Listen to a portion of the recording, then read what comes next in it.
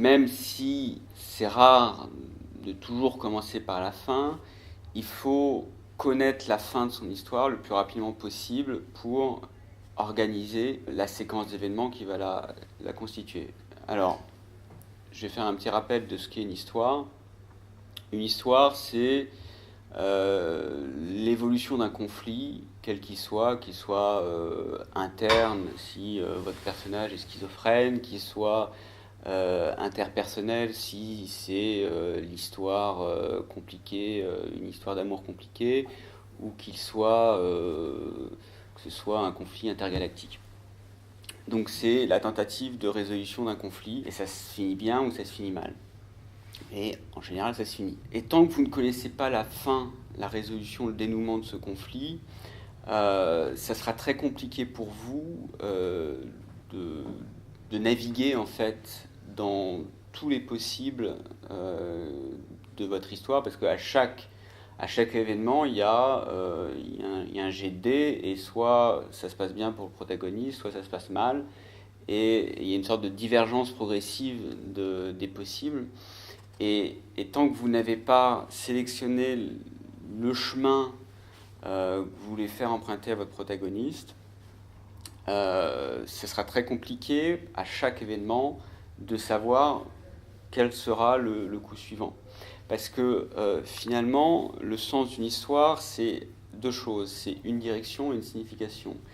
Et le dénouement de votre histoire porte en lui le sens, au sens signification, que vous voulez conférer à votre histoire. L'événement, c'est vraiment l'unité fondamentale d'une histoire. Le héros démarre sa journée en étant optimiste et plein d'espoir, et il la finit désespéré et au point de suicider, de vouloir se suicider, de vouloir démissionner, de vouloir divorcer, ou tout ce que vous voulez. Et entre ces deux instants, il y a une inversion des valeurs qui fait basculer sa vie du positif au négatif. Et cette inversion des valeurs est nécessaire parce que c'est ça qui donne la dynamique d'une histoire, c'est ça qui nous fait avoir de l'intérêt pour la vie du protagoniste, et c'est ça qui évite la monotonie.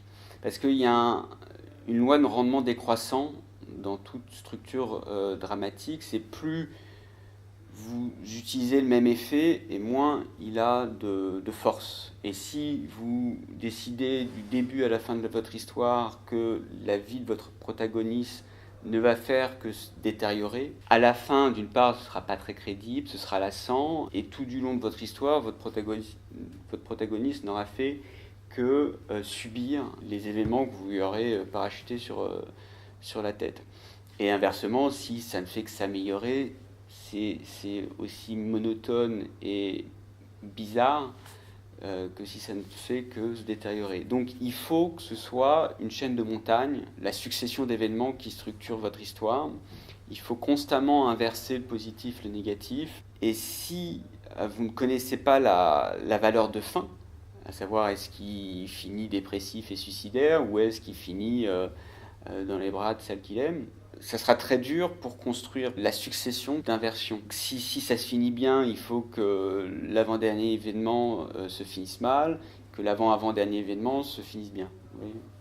Et qu'à rebours, comme ça, vous avez votre succession d'inversions qui va relancer l'histoire et forcer le protagoniste, plus l'histoire avance, à trouver en lui des ressources supplémentaires pour surmonter le conflit et réussir ce qu'il veut réussir ou obtenir ce qu'il veut obtenir.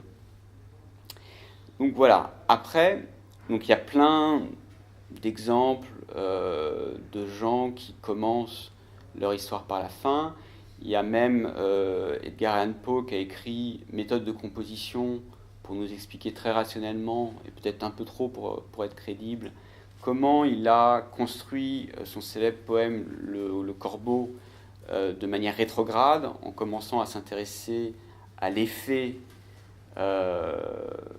émotionnel et dramatique qu'il veut produire sur le lecteur, ensuite en se demandant, pour obtenir cet effet, quel est le bon sujet, et ainsi de suite, jusqu'à avoir l'enchaînement d'événements qui donnera l'histoire. Il y a même des films qui sont construits comme ça à rebours. Donc non seulement le scénariste est parti de la fin pour bien structurer son histoire, mais encore, il commence la première scène du film à la fin et nous la raconte de manière rétrospective. Donc il y a bien sûr Sunset Boulevard de Billy Wilder, où le premier plan ou l'un des premiers plans est une vue en contre-plongée du fond de la piscine où il y a le cadavre du narrateur flottant, le regard vitreux vers la caméra.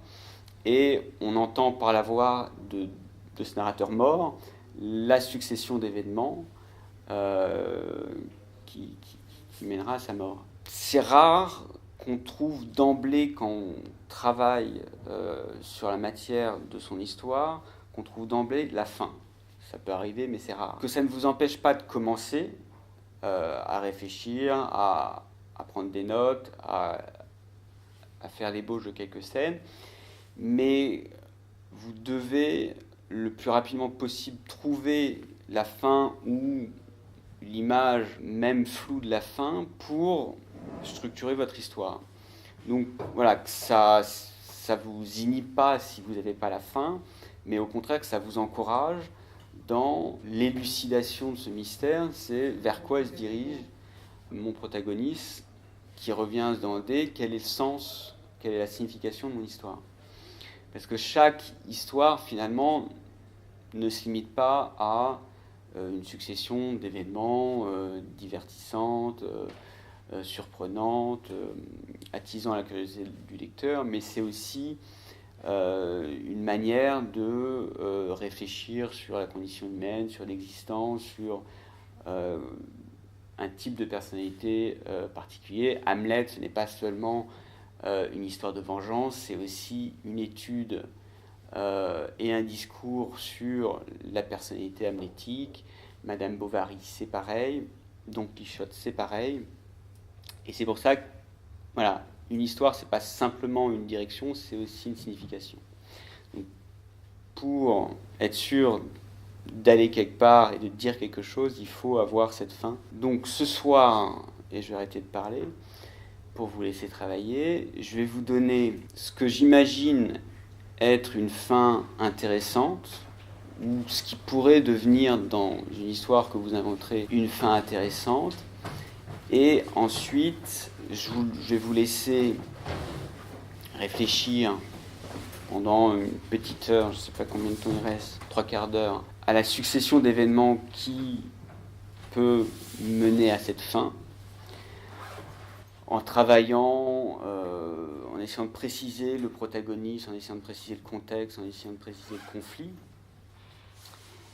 Et ensuite, on essaiera de faire un vaste brainstorming de toutes vos propositions pour voir, voilà, quelles sont leurs forces, quelles sont leurs faiblesses éventuelles, quels sont les thèmes récurrents ou au contraire les divergences. Et en général, il y a plein de bonnes choses qui ressortent de ces discussions, parce que c'est là où on voit comment fonctionne en fait l'imagination d'un écrivain et quels sont les réflexes à obtenir pour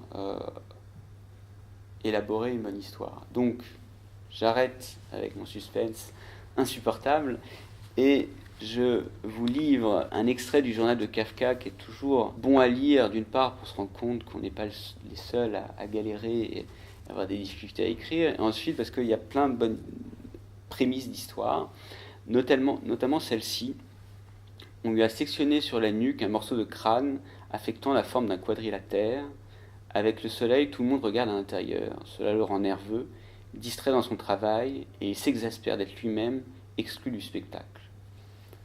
Voilà. Qu'est-ce qu'on peut... Je sais, c'est vaste et en même temps aussi passionnant qu'effrayant, parce que voilà, il y a très peu de caractérisation, que ce soit du personnage, du contexte, ou même du conflit qui a amené ce personnage à avoir une lucarne ouverte sur l'intérieur de son crâne.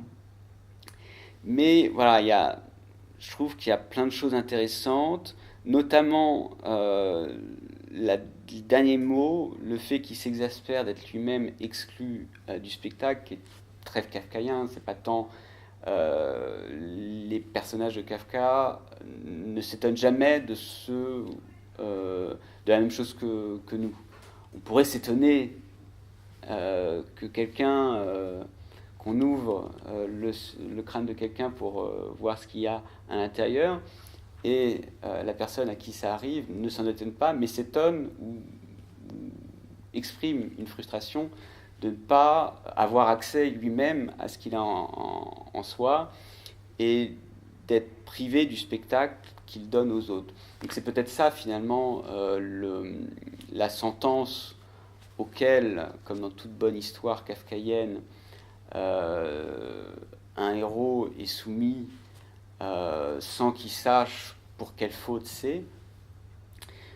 Et souvent, c'est le verdict comme ça qui tombe sur un individu émis par une sorte de jury inconnu, nébuleux, anonyme, bureaucratique, incompréhensible.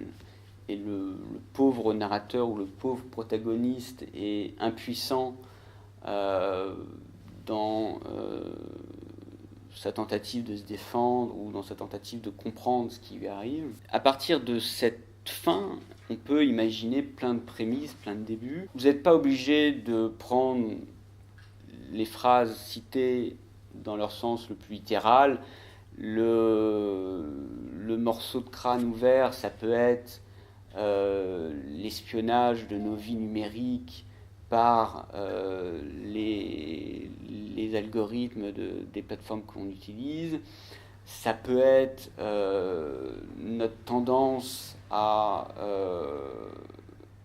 exhiber de nous-mêmes plein de choses de notre vie intime sur les réseaux sociaux. Voilà, essayer d'ouvrir le champ sémantique des phrases de cet extrait pour voir ce qu'on peut en faire.